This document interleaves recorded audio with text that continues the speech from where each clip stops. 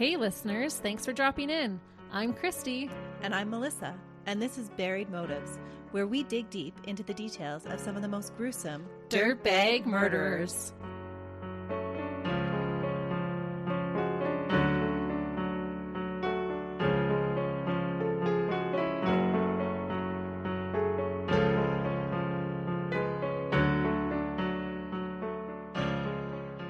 Hey listeners, Welcome back to Buried Motives. thanks for joining us today. It's almost Remembrance Day, and we want to give a shout out to all the heroes that have served or are serving in our armed forces. We are so grateful for the sacrifices that you make for us and our countries. Absolutely. Sometimes the breadth of those sacrifices aren't always widely talked about. How the military way of life demands sacrifices from all aspects of a soldier's life and their families. That is very true. Often people think their sacrifice ends when they are off duty, and that is not the case. Not at all. There have actually been some contradicting studies done on whether intimate partner violence happens more often among military professionals. But in one study done in the UK, where we'll be visiting today for our case, it found higher prevalences of intimate partner violence and abuse in the military compared to the general population, in both experiences and the effects of that violence. Oh, wow. Do they think that's from like PTSD, that type of a thing affecting that? Well, the study highlighted both non-military and military factors associated with the increased risk of violence, like relationship dissatisfaction, military trauma, and mental health difficulties as key areas that contributed to the intimate partner violence that was among military personnel. I can see how that would happen. So I think it's one of those things that we don't always recognize, that that's one of the other sacrifices that our military personnel make. And it's kind of a taboo thing to talk about Mm-hmm. because these are our national heroes and we don't want to look at them as abusers Yeah. and look at what is happening while they are serving our countries to change their mental health or bring that trauma on that would then cause them to project that onto somebody else. It's so true. But serving in the military is one of those traits that is common among serial killers. Absolutely it is. Mm-hmm. And there are several that go from hero to zero. Oh no. Today, we're going to talk about a guy that isn't a serial killer, but is a Class A dirtbag. He's a real zero. Mm-hmm. His personality at times is a complete oxymoron, but despite that, I know he is going to be a dirtbag that you're going to love to hate. Oh man, I can get really riled sometimes if you haven't noticed. This one's going to rile you up. Oh, This supposed hero uses his military training and expertise to manipulate and terrorize a beautiful young woman. oh. This case blurs the lines between romantic persistence that we see in all those rom-coms and threatening obsession. This is so unfortunate when we see this kind of thing happen. And I think what makes these type of perpetrators so much more dangerous is they have this military background. They are strong and they are trained to fight. Mm-hmm. And you're going to see that in the way that this dirtbag does reconnaissance around this woman's home. Oh man. Yeah, I don't like them already. I just feel it's so important to point out the behaviors and relationship attributes that led to this young woman's death. Her family has asked that her full story be told and have requested in all of the court case documents that her name be used. Well, I'm glad that you're covering it today then, because if we can help a victim's family, even just a little bit, we're grateful to be able to do that. Yeah, I totally agree. And I just admire them so much for being able to live in their pain of her loss, to be able to tell her story over and over again so that it doesn't happen to somebody else. Mm-hmm. So the young woman we're going to talk about today is Alice Ruggles. She joined her family on December 24th in 1991. And for every Christmas after that, made the Christmas holiday a 3-day affair within her family of 6 in the quiet village of Turlangton in Leicestershire. Her family was close-knit, and she didn't follow the rules of being a middle child, always making her presence known with her sharp sense of humor and mischievous pranks. She sounds like a little firecracker. Mm-hmm. Even as an adult, she remained close with her family, and her endless banter on the family WhatsApp group could have made eyes roll. As a youth, she was a natural entertainer who often sang in school concerts, led karaoke at friends' parties, and was generally the life and soul of any party. Making friends was second nature to Alice. She was popular and successful throughout school. She attended Northumbria University, choosing the school for its competitive fencing program. She was a great sportsman and became the university's fencing club captain. In 2012, she won the women's épée in the Leeds Open. Wow. She's a trained fighter. That's amazing. So she really has a zest for life. Mm-hmm. After graduating with a degree in design engineering, she worked for the UK broadcasting company Sky in Newcastle, England. At her job, she was the same kind, energetic, life-of-the-party person, and it made her successful and really sought after. Her infectious personality and wit were renowned around the office. She was well-liked by her colleagues and had many friends. She wasn't shy or quiet, and she definitely was not a pushover. She wasn't the kind of woman her family ever saw entering into an abusive relationship. That was until she met Lance Corporal Trimaan Dhillon, who went by Harry. Oh, no. It's always so shocking to me when you see such a confident, strong woman, how one man can have such a hold over her and how she can allow that one person to treat her differently than she would allow anybody else in her life. That's right. There's this misconception that somebody that's in an abusive relationship is this mousy, quiet person that can't stand up for themselves. And that definitely wasn't the case with Alice at the beginning. No, it doesn't sound like it. Mm-mm. You can tell by looking at her picture what a bubbly personality she has. Yeah, she's just full of life. Yeah. In early October in 2015, Alice, at 23, visited Sri Lanka with a girlfriend. While the two women enjoyed their time, they posted pictures of their adventures on their Facebook feeds. Harry saw Alice's picture on a friend's Facebook and messaged their mutual friend on October 11th saying, "Your friend is one of the most naturally beautiful girls I have ever seen. Can you set us up?" So it's starting like a typical love story. Mm-hmm. Alice at first was a little put off by Harry's initial way of trying to contact her through Facebook. But being her usual friendly self, she gave the guy a shot. Even if he was a little creepy at first, he was a soldier serving overseas, and she didn't feel that there was any real threat or danger in chatting with somebody online who was so far away. And as a soldier, his job is to protect and defend. And so you would have this false sense of security dating a soldier. Yeah. The two started chatting online and sparks started to fly. Harry, who had been born with the name Trimaan Dhillon, was raised in India as an only child in a devout Sikh household. His father was a lieutenant colonel in the Indian Army, and his mother was an academic. Because of his father's position in the Indian Army, the family moved around a lot. And Trimaan, while naturally socially awkward, began to learn skills needed to make friends wherever he went. But fitting in kind of always eluded him, just the same way as having a permanent house did. Within his family, he had very little control over his life. That would be tough growing up as a military child. Mm-hmm. So it's not really his fault that in his early years, he's not developing those social skills. But he did learn how to kind of manipulate people into friendships. But people were still able to recognize that he was socially awkward. Yeah, sometimes you just can't hide that awkwardness. Yeah, he's like this oxymoron of a personality where he can perform for people and make them think that he's really comfortable, but yet he has these other moments where he's really socially awkward. After graduating high school, Trimaan began to study a degree in strategy management, an interdisciplinary study of planning and implementing steps to meet specific targets, usually in the executive world. So pretty much he studied to manipulate situations to his advantage, to achieve a desired outcome. Or at least that's what Trimaan used his discipline to do. And knowing what we know, that sounds super dangerous. Yeah. His studies gave him the opportunity to go abroad at Queen Margaret University in Edinburgh. He jumped at the chance to leave India and his strict family behind. When he arrived in the UK in 2010, he started going by the name Harry and quickly started to enjoy the freedom of being a student in a foreign country without the watchful eye of his parents. Oh, so did he get a little wild when he first got there? He did. The social scene and clubbing were frequent pastimes in his newfound freedom, as well as a very healthy appetite for alcohol and the company of a lot of women. So he's living it up. He is. As his schooling was winding down and Harry was looking for what next to do in his life, I'm sure returning to India and his strict family were not high on his priority list after enjoying so much freedom.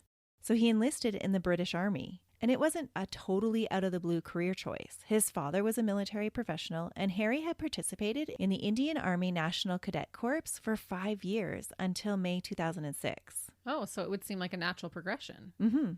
But during his time at university, the British Army had come in and they had done a recruitment campaign, and that's when he joined the British Army. In the Army, as a 6'1" powerfully built man, Harry found an environment to really succeed in.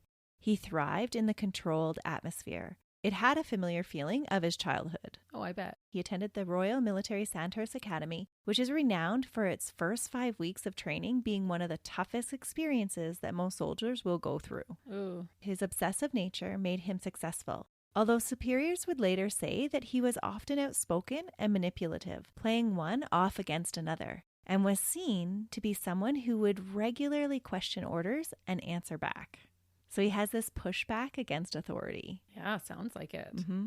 Harry's trust and integrity were also questioned by his superiors because there was an incident where he made false allegations against a superior, and it turned out to be completely false. Oh, so he's sounding a little arrogant. Like, nobody can cross me. I can manipulate whoever I want to get the outcome that I want. Mm-hmm. And he also has this kind of compulsive liar attitude to him as well, to manipulate things into the situation that he wants them to be. He's a little snake. Mm-hmm. With his peers, who were ranked similarly, he did come across as one of the guys. They didn't seem to notice the manipulation or his my way is the only way type attitude. He just came across as being quiet and polite. Oh. But that may have been because he actually didn't spend a lot of time with his platoon, which is quite unusual. In training, Harry always left the base whenever he got the chance. Those that knew him the most would say that he was a little oversensitive and would blow things out of proportion. But none of those character traits that were recognized individually raised enough eyebrows for anyone to pay any particular attention to him. That's interesting. So no red flags by the rest of his platoon. No. But then after the fact, when they started talking to everybody individually and collecting everybody's individual experiences with them, that's when they're like, oh, all of these things were here. We just all kind of missed it because he was able to do this kind of dual personality. And to be honest, when we meet somebody or we're working with somebody, we're not usually looking for those red flags. No, it's not until after the fact that you start to look for some sign that something was wrong. Right. Sometimes those signs are really prevalent, but sometimes it's that hindsight that's 20/20, and that's where it's golden. Yeah. Through his continued service with the military, under the rank of Lance Corporal, Harry became a member of the 2nd Battalion of the Royal Regiment of Scotland as a signaller, a soldier with the responsibility of handling communications for the unit. Harry also spent time working for the Royal Guard, protecting the royal family when they visited Scotland. No way. So he was like a hero's hero. Yeah. When Harry met Alice, he was on tour in Afghanistan. She quickly fell for the handsome soldier that was so sweet in his communications. During the first 3 months of their online relationship, it sounds like they were completely besotted with each other. Harry was attentive and caring and always took the time to message her, unlike other men who didn't return her calls and never took any initiative. She would brag to her older sister Emma that, quote, he speaks to me every day and he gets really upset if we can't speak. It's so nice. Oh man. Hindsight, there is a red flag there. But also what just came into my mind is how low as women have we had to set the bar where we're so excited about a man because he speaks to us every day. Yeah, that is a little bit sad, hey? It is. Mm-hmm. Alice would gush to her friends and family about her new boyfriend, who sent her packages and presents and would defend him to anybody who pointed out anything unusual about Harry or the relationship. Alice had a falling out with her friend who had introduced them, because she had commented that she didn't completely trust Harry and what he was telling Alice, because he would say and do weird stuff. Harry downplayed Alice's troubles with her friend by saying that he was frequently misunderstood by others, especially women. He even told her about his crazy ex-girlfriend and how she had misunderstood him too, to the point where there was a restraining order filed against him. But it was laughed out of court, all because it was a misunderstanding. That is such a red flag. Mm-hmm. If the guy you're dating is trying to tell you that the woman who has a restraining order out on him is just crazy, nuh-uh. Yeah. No. In all of it, Harry made himself the victim. Alice believed Harry's side of the story, and she felt that she was lucky to have such an honest man in her life that would tell her about his past. Yeah, I could see how that would be a thing to kind of bond them. And he's putting on the charm right now. And so it would be easy to believe with how he's treating her, there's no way he could do this to a woman. That's right. If Alice had checked Harry's story about his crazy ex, she might have left him a little sooner. In 2012, Harry had been in a relationship with Aniko Nemeth. After a whirlwind 9-month courtship, the two were engaged to be married. But the bride got cold feet. She broke things off with Harry, and things quickly got nasty.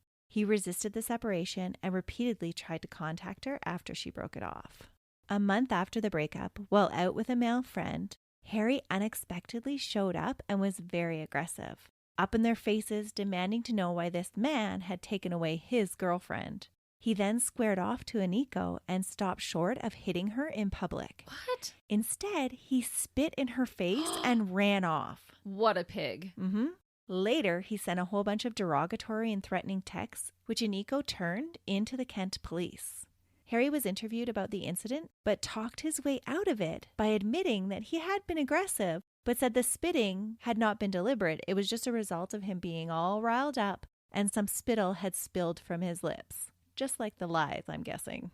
Oh my goodness. Yeah, I'm starting to feel a little bit riled. What a coward. There is a big difference between spitting in someone's face and just spit from your mouth flying out as you're yelling. And he's so cowardly in the fact that he spits in her face and then runs away. Like, come on. And then has to fight her with text. And all because he just can't get over the fact that she left him. Yeah, and I don't think he just happened to come across them. He was probably stalking her and then saw her with him and couldn't resist lashing out. Oh, what a creep. For this incident, Harry was placed on bail with the condition that he stay away from his ex, and the army was notified of his troubling behavior. But that was it. He had this restraining order, and as long as he promised to stay away from her, she didn't continue to press charges. The first signs of trouble in Alice and Harry's relationship was noticed by her family on Alice's birthday, before she and Harry even met face to face. Oh. On Christmas Eve, Alice had been invited out, and Harry was upset that she was going to attend. So he sent her a text about seeing another woman. This upset Alice and changed her plans. The incident seemed so minor at the time, but when viewed in hindsight, her parents recognized this as one of the warning signs that they had missed. Harry had manipulated Alice's emotions to get a behavior that he had wanted. I was just going to say, this is total manipulation. And if I'm just newly dating a guy and he's like, if you're going to go out on Christmas Eve, even though I'm not there. On your birthday? Yeah. On your birthday, Christmas Eve, then I'm going to go see another woman. I'd be like, bye. Give her a hug for me. See you later. If only Alice had done that. Oh. And we're not victim blaming at all. It's easy to say what I would do, but when someone's in that situation, it can be a lot different. And she's already developed feelings for him. She's over the moon for him. Yeah, but just how ignorant of him not even wanting her to go out and celebrate her birthday and on Christmas Eve. Yeah. Despite their little spat at Christmas, all was quickly forgotten with some smooth talking by Harry, and the two officially met face to face in January 2016 for the first time.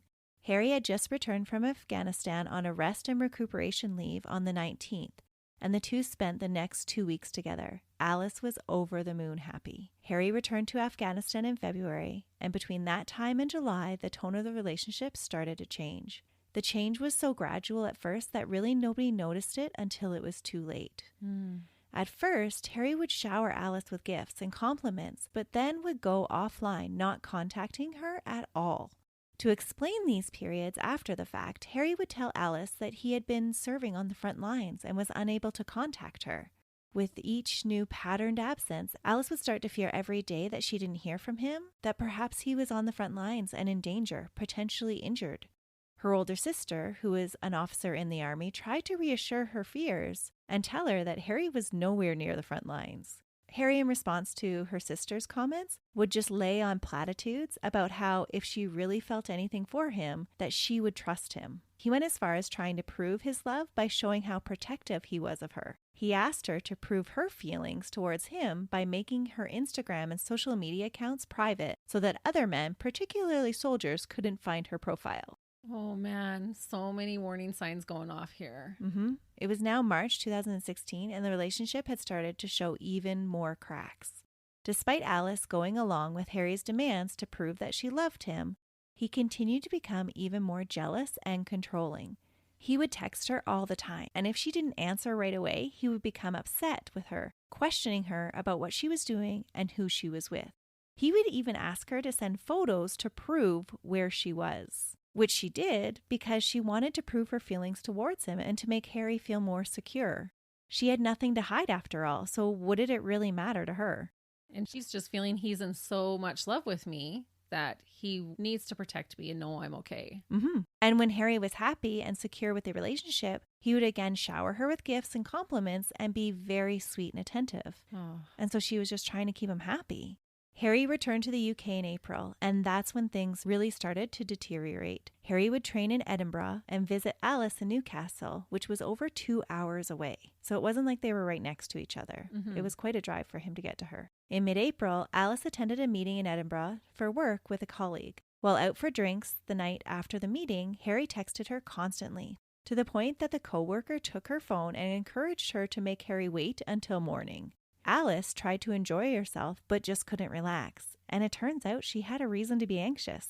Harry showed up at the hotel that night, upset and looking for a fight. The two stayed up most of the night arguing, and by the next morning, they were present at breakfast together, but purposely sat away from Alice's friends and colleagues. Alice was so embarrassed by the whole thing. Oh, yeah.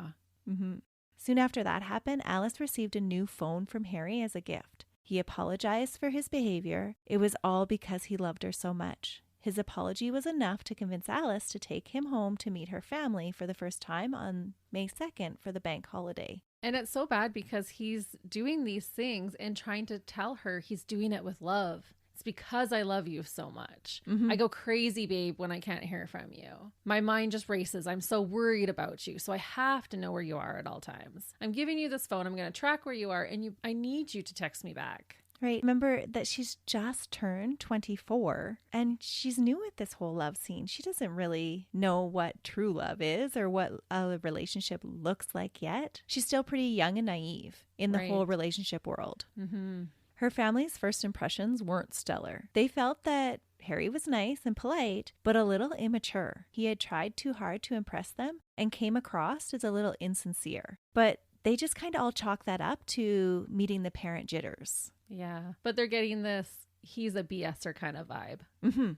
Perhaps sensing her parents' lack of enthusiasm for Harry, Alice started spending less time at home. In May, there was an incident at her house between her roommates and Harry. Alice had thought that she had overheard one of her roommates call her a derogatory name and had told Harry about it. He immediately jumped to her defense and threatened the roommate. The threat was scary enough that the roommate considered going straight to the police, but out of respect for Alice, gave her a warning that if Harry did anything like that again, he would go to the police. So she had a male roommate. Yeah, she lived in a house full of other roommates. She had several male roommates and a female roommate as well. Oh, and that must have made him crazy, going out of his mind, knowing that she's living in the same house as a man. Even though I'm sure nothing was happening, but his insecurities would have been going crazy. Yes, and so he makes this living situation for her so difficult. Oh, yeah. Her roommate started to pull away from their relationship with her, and Alice started to look for a new place to live because of the tension between Harry and the roommates. Oh, man. Alice told a coworker around this time that, quote, before I met him, I never fell out with anyone. Alice felt miserable because she felt like she was losing all of her friends. Her relationships were dwindling, and the only one that really still existed was the one with her and Harry. Which is so frustrating because it's because of Harry that all of her other relationships are dwindling. And that's what abusers do. They want to isolate you from your family, from your friends, from those people who are going to help you. That's the pattern. Yeah. Right? That's what makes you rely on them more and second guess leaving them even more. Yep. Because then he's like, no, hun, I got you. I'll never leave you. All these other people are fake. I'm the one here for you. But that relationship with Harry, it wasn't going well. The two were fighting more and more. Harry's once subtle controlling ways were becoming more overt. He began to have an opinion about the way that she dressed and what she spent her money on. Christy's rolling her eyes. I am. I was going to say, I'm rolling my eyes, listeners. You can't see it, but oh my goodness.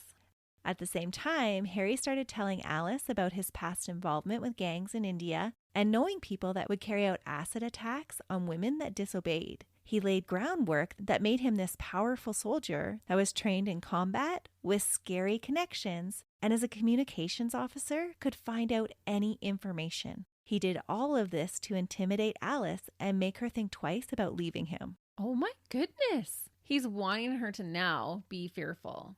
He wants her dependent on him and to be afraid of him. Yeah.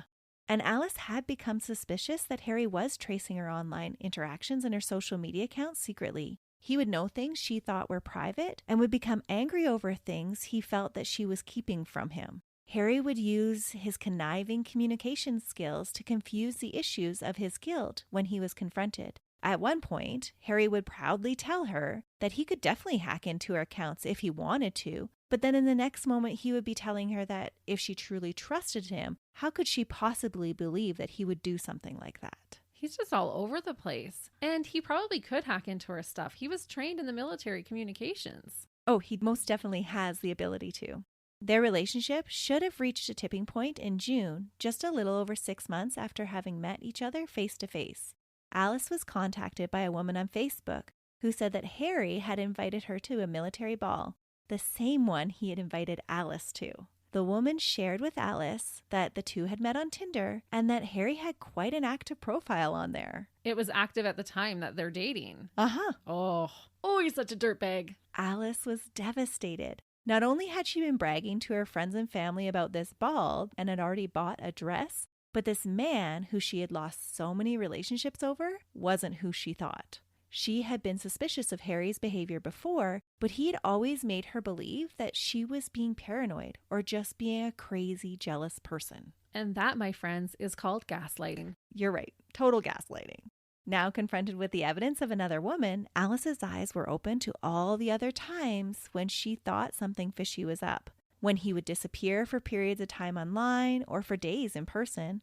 When he would spend time in her female roommate's room alone. Every one of those times, he had gaslighted her, tricking her into believing that she was the crazy one. Oh, he's so vile. He's just so enraging. And I'm 100% sure he feels like he is entitled to all of that. The whole time Harry was with Alice, there had been other women as well. He would meet up with them online and lie to them, saying that he was an awkward person that hadn't dated much and that he had never met anyone online before.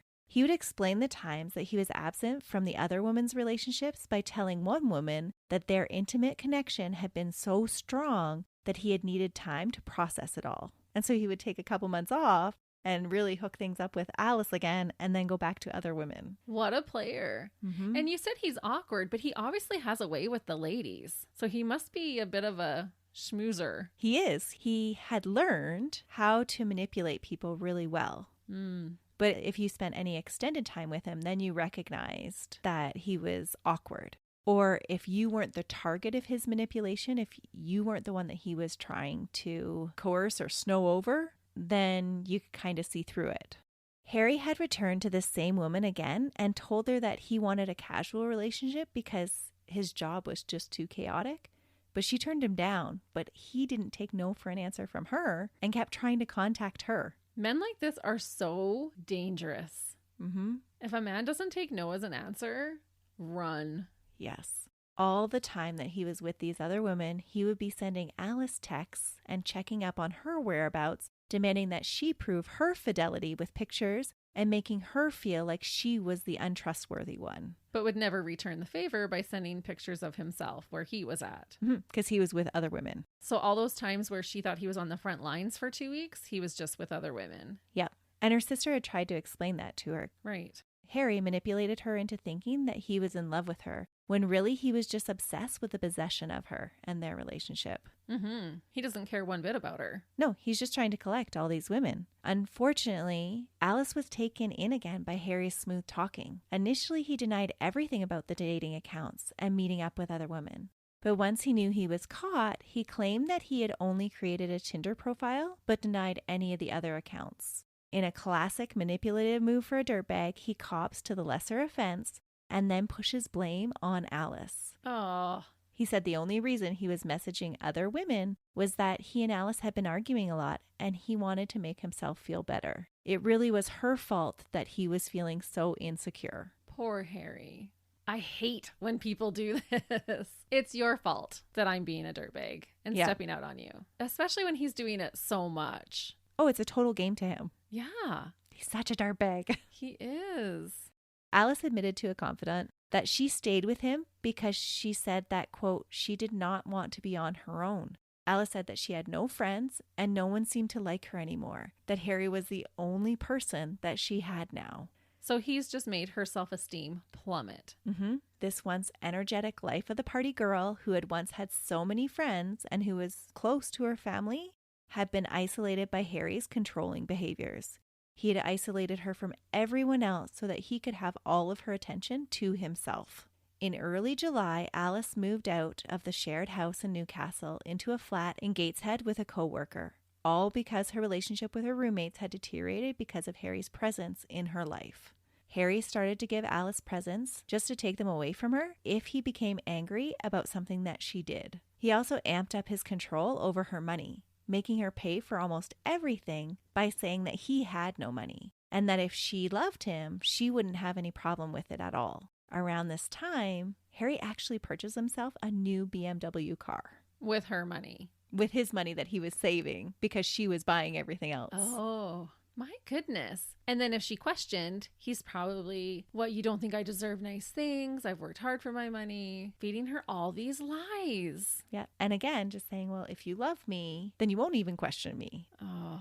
And I can almost see that Alice at this point is almost at a point of escalation of commitment. She has given up already so much for him. And she's done all this because she's convinced herself that she does love him. This is a classic abuser case. Alice would have to send Harry pictures daily to show him her choice of outfit. He would share his approval of ones that covered everything up so that no one else could see her. And he refused to take her out anymore because, quote, he didn't want people looking at her. She doesn't belong to you, buddy. She's not your possession. She is a person. It's just so crazy. He's treating her like she's one of his little trinkets. And it's all mine. It makes me wonder how much of these things that he's fearful of or these standards that he's trying to push on her are actually standards that he was taught as a youth of what a respectable woman does. And a woman would submit to a man and just be available for him whenever he wanted. True. So he's kind of wanting the best of both worlds. He's wanting to invoke that strict tradition onto her, but he doesn't want to have those for himself. He wants to be able to go and sleep with as many women as he wants, do whatever he wants, party, all that kind of stuff. But she has to be this good little woman who's under his thumb at all times. Yes. Oh, but I do think that it gives some understanding to kind of some of the demands that he's making on her. Right. Not saying that this is how his culture would treat every woman. No. But you can see how it may have motivated where he's going, and then he's taking it to the extreme. Right. It laid a basis maybe. Yes. But then he totally goes past the line. It's kind of like how a cult will come from one religion, and then they're no longer practicing what that religion teaches, but they've based it off of that, and they've taken it to the new extreme from their own ideas. Right. So Harry would send Alice disturbing text when she raised any objections to his domineering ways. He would text her saying, quote, "What do I have to do to prove I love you? Do I have to cut off both my arms? Or did he have to write her a letter in blood?" He's just being so cruel to her. Like, he is emotionally abusing this woman unbelievably. In mid-July, Alice attended a barbecue with friends without Harry. She was anxious and nervous the whole night, receiving constant texts from him, and eventually had to leave the party early when Harry showed up unexpectedly to retrieve her. Oh my goodness. She's not your property, Harry. Not at all. And remember, he's having to drive 2 hours from his barracks to where she lives. Oh. On July 22nd, she attended a family holiday in Cornwall with Harry, and her family noticed how much Alice had changed since the last time they had seen her. She seemed uncharacteristically glum and unsmiling. It was clear she was unhappy, and they felt that she had lost weight. She had been drinking more and had been dieting because Harry kept poking fun at her weight. What? Alice and Harry left the holiday early because the tensions were high between the couple and with Alice's family. Oh my goodness. Just when I think he can't get any worse. I don't care what size your body is or what you look like. Nobody has the right to poke fun or to tell you to change it. No. During the first week in August, Alice received more evidence that Harry was still active on dating apps and seeing other women. Oh. This was the final straw for Alice. She confronted Harry and slapped him across the face as she broke off the relationship. Good. That must have felt so good. The stalking started almost immediately. Harry had no intention of letting the relationship go. On August 5th, Alice confided in her sister Emma about her suspicions that Harry had accessed her Facebook and email accounts and was spying on her private conversations. Besides emails that would mysteriously go missing, Alice believed that she had proof in a recorded text conversation that he was monitoring her social media. Harry had made a comment in one of his many texts that he had sent her about a private issue with one of her friends. Alice replied to the text saying, quote, "I am sure you can find a way to hack into my Facebook and ask her why," to which he replied, "True." Oh. Alice responded, "Once you've realized I've done nothing to break your trust, can you stop hacking into my stuff?" Harry replied, "No." Wow. So he's just being blatant about it now. The idea that Harry could see all of her communications made Alice tense and uneasy. She felt like she couldn't use any of her electronic devices to contact anyone without Harry knowing.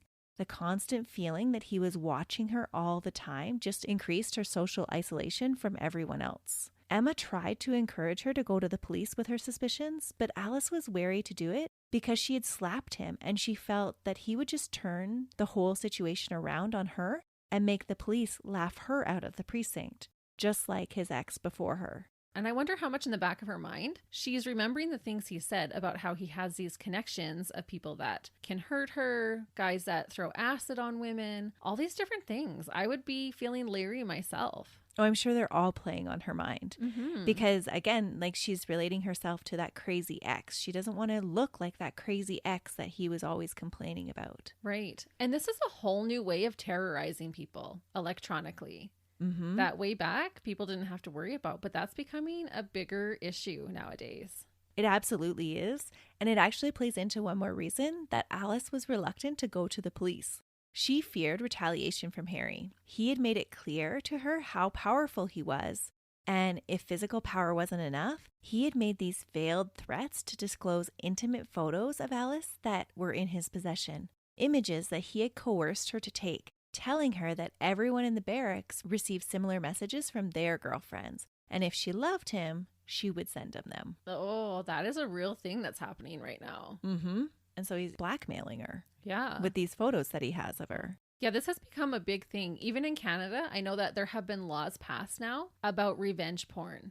When people are coming out of a relationship and they will share intimate photos that have been shared with them willingly during the relationship. But then they get mad, they break up, and they blast out these photos, which is so despicable. It is such a dirtbag move. It is. And I just feel so bad for her because she hadn't wanted to take them, but she felt that she needed to take them to make him feel secure in their relationship. Yeah, that is really sad.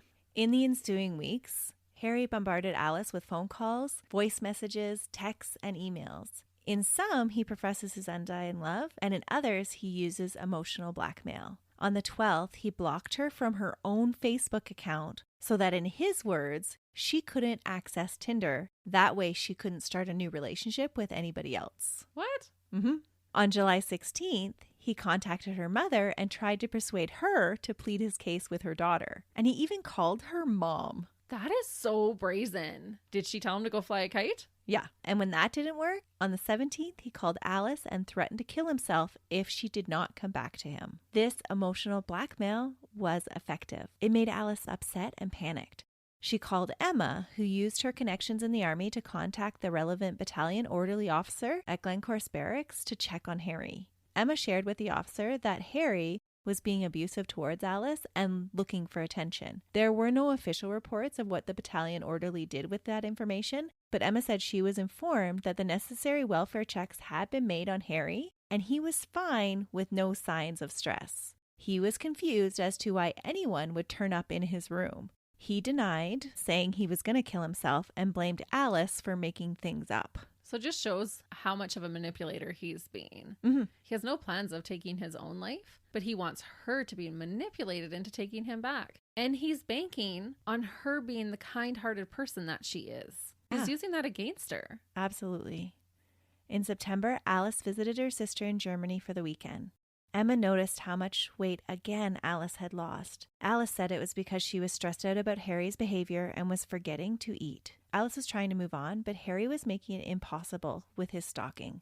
She blocked him from everything that she could and sent him very clear messages that she wanted no further contact with him.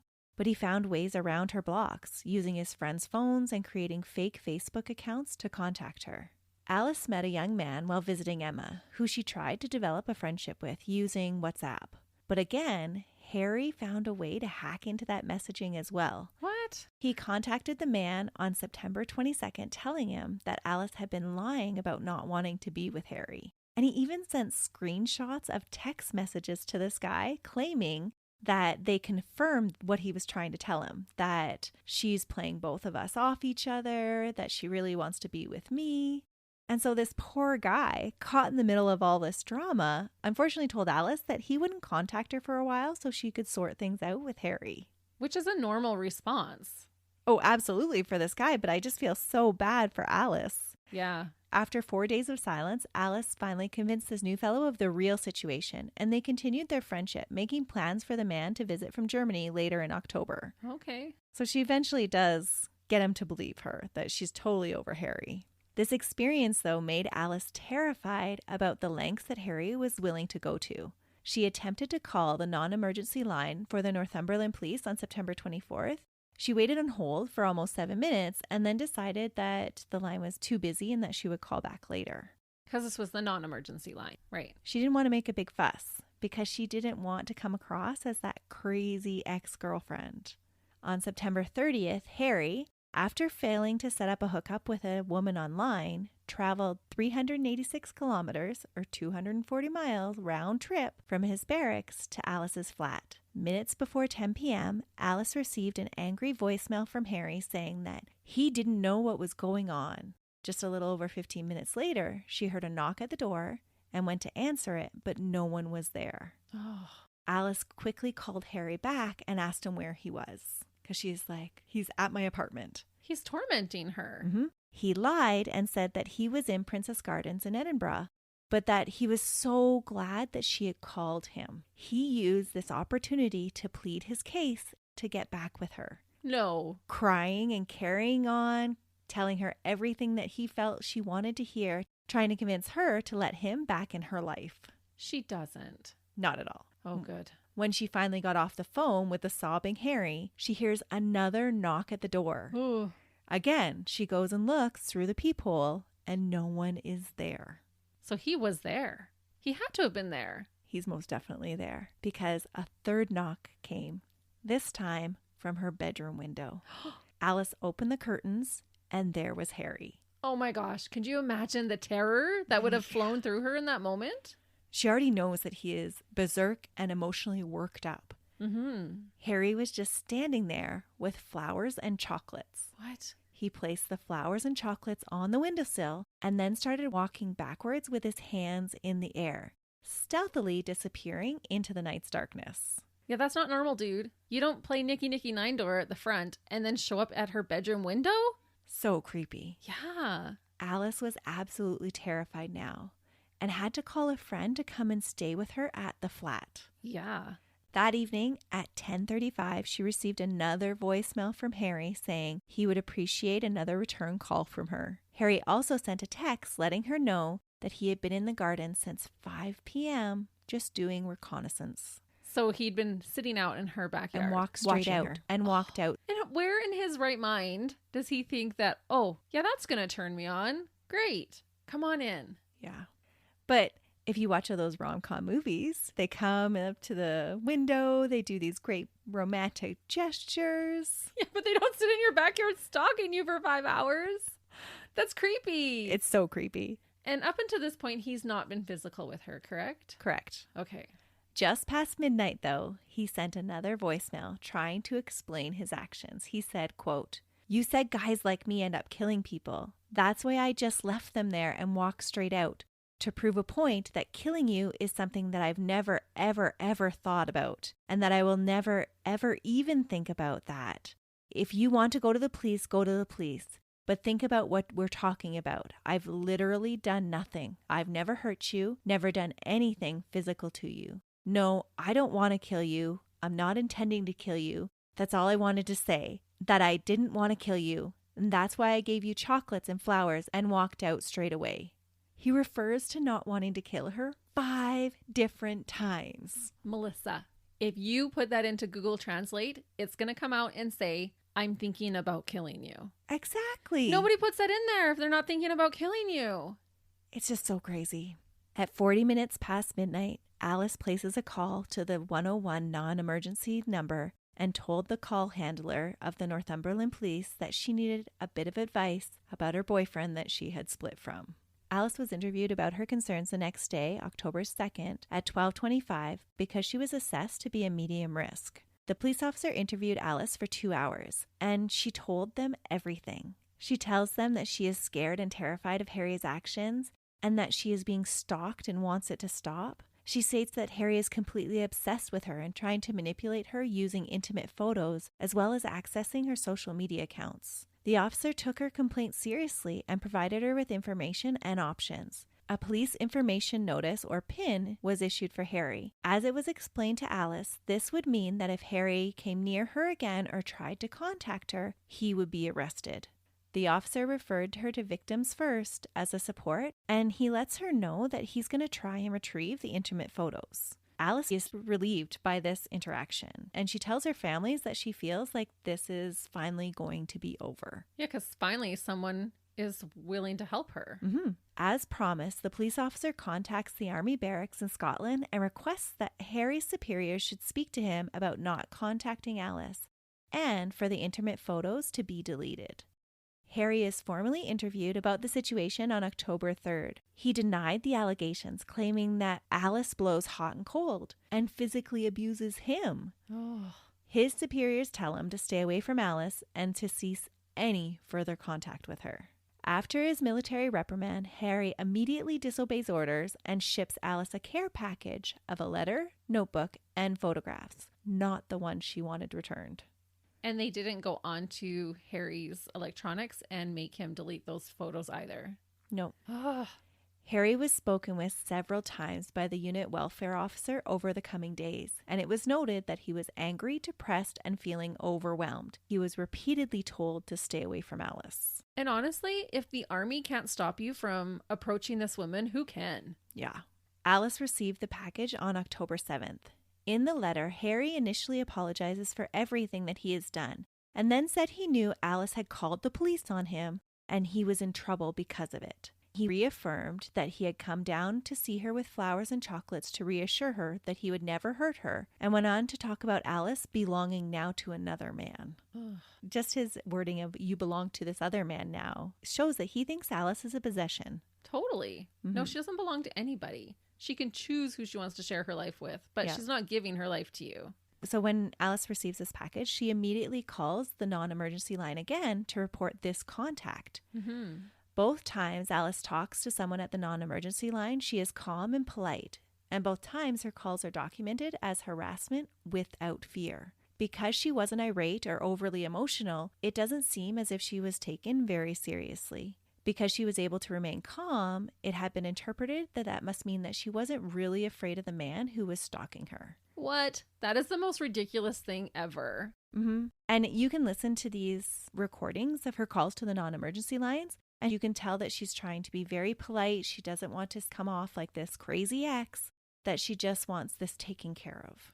And she wants to be level-headed enough to portray the right information. So what, we have to be frantic and crying and screaming to be taken seriously?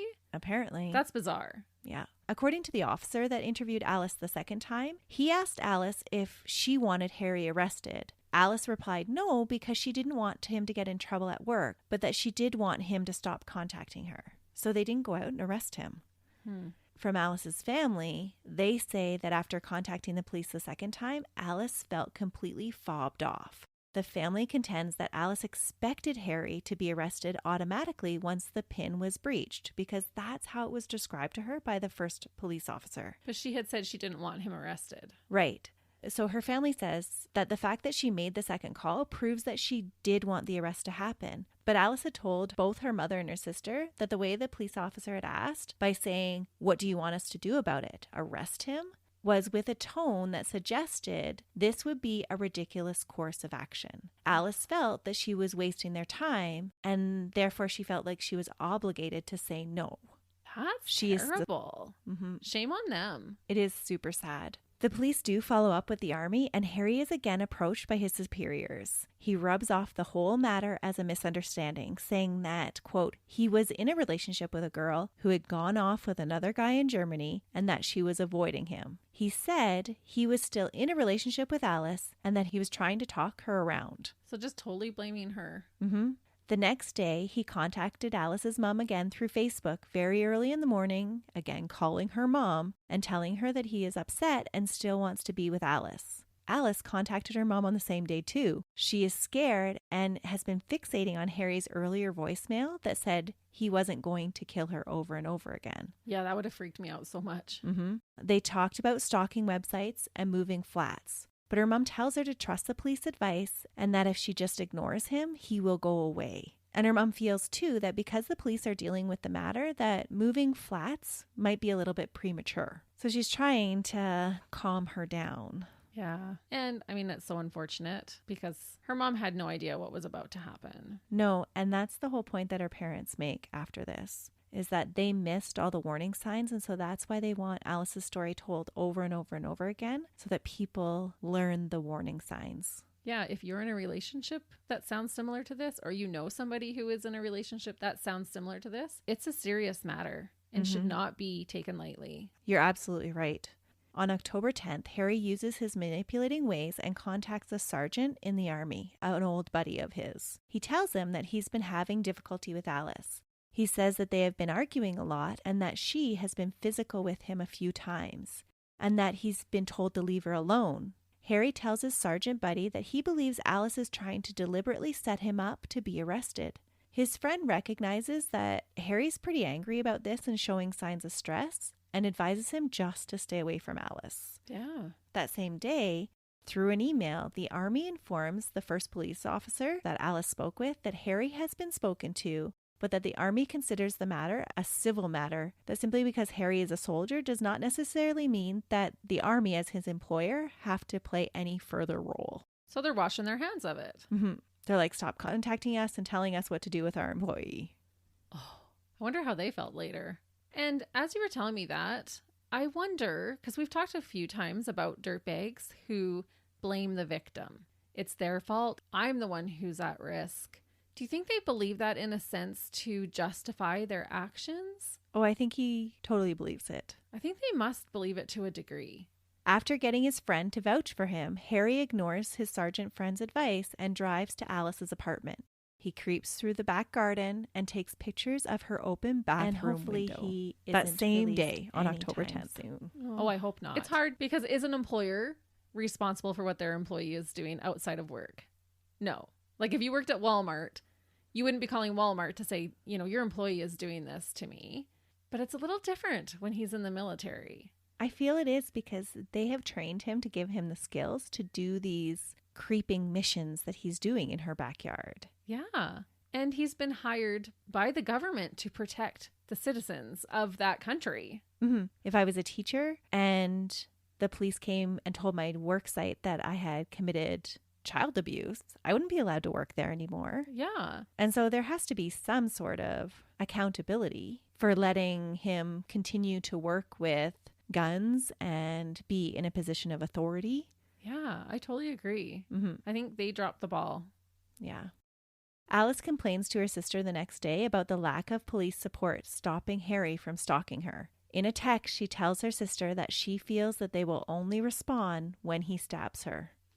And sadly, it's true. Oh, and that happens so much where they're basically, if he hasn't hurt you, there's nothing we can do about it. Mm-hmm. So then what? You're expected to just wait until you're hurt. Yeah. The next day, Alice goes to work trying to maintain her regular routine, doing her best to ignore Harry so that he goes away. She gets a ride home from a friend to her Central Gateshead 2-bedroom flat. When she gets home, she continues her conversation with her friend in Germany who is flying in the next day. The messages with her potential new boyfriend stop at 6 p.m., and Alice goes into the bathroom to try on dresses for her date the next night. Aww. Harry, who has made an over 2-hour trip from his barracks, has been waiting outside of her apartment. He has kept himself busy contacting women on Tinder while he waited for Alice to get home from work. He notices the bathroom light on in Alice's flat and realizes that she is finally home. Using the open window that he had previously taken pictures of, Harry entered the bathroom and launched a surprise attack on Alice. She fought back, but Harry was 6'1", outweighed her, and was trained in combat. He savagely attacked her, putting his weight on her back, and cut her throat from ear to ear 6 times. 6 times? Cutting through to the spine. Oh my goodness. He just went full force. Mm-hmm. All rage. She did not have a fighting chance. No. In total, Alice suffered 24 wounds from the vicious attack, and Harry didn't have a single one. Melissa, that's so horrific. It makes it even more horrific because it so clearly was going to happen. Mm-hmm. Yeah, the writing was on the wall. Alice's lifeless body was found at 6:34 p.m. by her flatmate Maxine. Upon returning home, Maxine was unable to get in the house because it was bolted from the inside. After trying to get a hold of Alice, she climbs through the open window. The horrific scene she came upon was not one that she will ever forget. That's just something you never could get over. No. When police respond to her chilling 911 call, it doesn't take long for them to establish who the prime suspect is. The man that Alice has been telling them she is terrified of. And Maxine actually even gives them Harry's name during the 911 call. Yeah, everybody knew it. There was no question who did this. Mm-hmm. And it's so frustrating because look how many times she went to them for help. Yeah, everybody knew what he was doing to her. Yeah. Harry was arrested that evening in his barracks. On his drive back to Edinburgh, he had thrown out Alice's phone and the knife along the way. Initially, Harry claims that he didn't commit any murder, that he had been at the house to talk things through with Alice, and that she had attacked him. She was the violent one after all. Yeah, and he has no wounds on him. Yeah. In a struggle, he had tried to disarm her, but she had cut herself when he blocked a lunge, and the knife stabbed her when she fell down onto the floor. I don't know what he was thinking, but he must have totally forgot in his rage just how many times he had stabbed her. And slit her throat 6 times?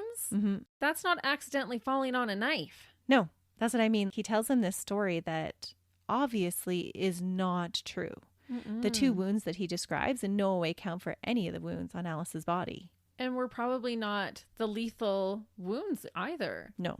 Which just speaks to how much rage he had in him. I just can't even get over. I'm still stuck on that. Cutting her throat 6 times. That is so much overkill. Mm-hmm. Which is so interesting to me because to me that says this is a hugely emotional attack. Yes. Right? That he was really feeling something towards Alice, yet his actions of going after other women and like he was on Tinder while he was waiting for her to get home show me that he couldn't have had that much of an emotional connection to her. Oh, I think absolutely he did. Oh, you think so? Yeah, I do. I just think he felt so entitled that he could have all the extra sexual relationships that he wanted, that he deserved that.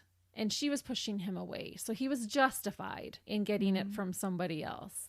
I guess, yeah. I think his feelings for her turned into a full-blown obsession. Obsession and possession. Yes. And I'm wondering if it happened that night because he has still hacked into her information. He knew that this other man was coming the next day. Oh, I totally think so. And that phone that he had given her earlier, I largely suspect that that's how he was hacking into all of her things all the time. Because he had given her that phone. He had provided it for her. Right. He probably had the software already all installed in there so that he could monitor her every move. Mm-hmm. So during the trial in April 2017, Harry again tries to tell this story about Alice accidentally falling on the knife. When asked about why he would abandon the murder scene, he tried to manipulate the jury by gaining sympathy. He claimed that seeing Alice's blood had given him a flashback to a helicopter crash in which 5 colleagues died, including one who had had his throat cut by his visor. So he tried to use this PTSD defense. The prosecution poked holes all through this story and proved that Harry had never seen any of those casualties. There had been a terrible helicopter crash where 5 soldiers had died, but he hadn't been a part of the crash. He had only been at the site 2 days later to guard the crash site. Yeah, well, you said he never really was on the front lines. Yeah, but he tried to manipulate sympathies from the jury and to use the deaths of other soldiers as a defense to do that. Oh, that is so low. Mm-hmm. How dare you? Yeah. Honestly. It's just wrong. Yeah. Nobody had any sympathy towards him. As his verdict was read by the jury that had deliberated only 2 hours, Harry showed no emotion at all. He hadn't shown any emotion during the whole trial, a fact that angered the judge and was addressed in his sentencing statement. Judge Paul Sloan said, "Not a shed of remorse have you shown from first to last. Indeed, you were concentrating so hard on getting your story right when giving evidence, you forgot to even shed a crocodile tear." Harry, at 26, was sentenced to at least 22 years in HMP Durham. Since then, he has appealed his sentence, but it's been denied so far. Thank goodness. Hopefully it continues to be. Mm-hmm. But he's still going to be a young enough man when he's released. Yeah, he'll only be 48. Oh my goodness. In the aftermath of the trial, Alice's family have made it their mission to share Alice's story and to raise awareness about coercive control and stalking. They started the Alice Ruggles Trust and lobby to bring about lasting improvements in the management of perpetrators and the protection of victims. Dr. Sue Hills, Alice's mother, made this statement, quote, "We believe there are important lessons to be learned from what happened to Alice. We didn't think that she was the sort of girl that something like this could happen to. We welcomed him into our family, and he came across as a normal person. Unfortunately, he was a cruel, manipulative bully who made Alice miserable and took her away from us. With hindsight, there were many signs of stalking and coercive behavior that we did not recognize. Everybody should know these signs. We all hope to do as much as we can from now on to learn lessons, to raise awareness, and ultimately, we all sincerely hope to prevent what happened to Alice happening to others." Wow. How brave of her to share that, because you would feel that guilt as a parent for missing those signs. And so instead of just taking that inward, to stand as an advocate and share that story so that hopefully it can prevent it from happening to someone else. Because not only did he take her life, he made the last years of her life a living hell. Mm-hmm. He took that joy away from her as well. Yeah. And I thought it was so sad. In one of the victim impact statements, her mom talks about how she has to now live with the fact that she told her just to ignore him, just pretend that he isn't there. Yeah, ignore him and he'll go away eventually. Yeah, that was her advice. And so she has to live with that. And so now she fights even harder. And I think the strength of this family to live in their pain all the time, to have it rehashed all the time, to tell their story over and over again, just so it doesn't happen to somebody else's child, is an amazing thing to do. Mm-hmm. It really is. And it really speaks to what beautiful people they are. Yeah. In the years since Alice's death, there have been positive changes brought about by the Domestic Homicide Review into her death and the events surrounding it. At the local, regional, and national level, the UK is making changes to help bring awareness to stalking cases, and this provides a little comfort for Alice's family. They are starting to train officers on how to recognize stalking, and when somebody isn't screaming hysterical on the phone doesn't mean that they're not afraid. Mm-hmm. And that we shouldn't have to wait till it becomes physically violent to intervene. And that was really the case with Harry, is that he had never abused her until he slit her throat. Yeah, the first time was the last and only time. Yeah. She was not given a second chance of the physical abuse. Not at all. And that is the case of the manipulating, gaslighting weasel of a man, the dirtbag, Trimaan Harry Dhillon. Wow. That was an emotional ride. The last couple of cases that we have talked about have been ones that have seemed so preventable in hindsight. Mm-hmm. Yes, this case as well as definitely the one I covered last week about Mary and Roxanne. Yeah. And hopefully our listeners will know a few more of the signs of stalking and coercive relationships and what's healthy and what's not. Mm-hmm. And if they are in one of those relationships, that they have the courage to ask for help. And if you know somebody that's in one of those relationships, to offer help. For sure. It needs to be taken seriously. Mm-hmm. So with that, we hope you all stay safe out there. Take care of one another, and we'll see you again next week. See ya. Bye.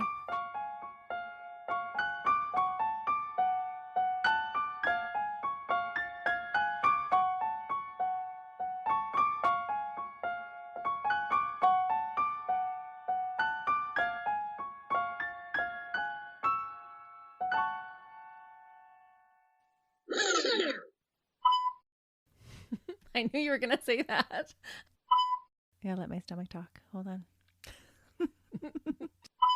We were going back and forth talking about different things, and we're like, oh, we'll just paste that in. And I'm like, it's not that easy to just paste it in. was yelling at us. A way of trying to contract.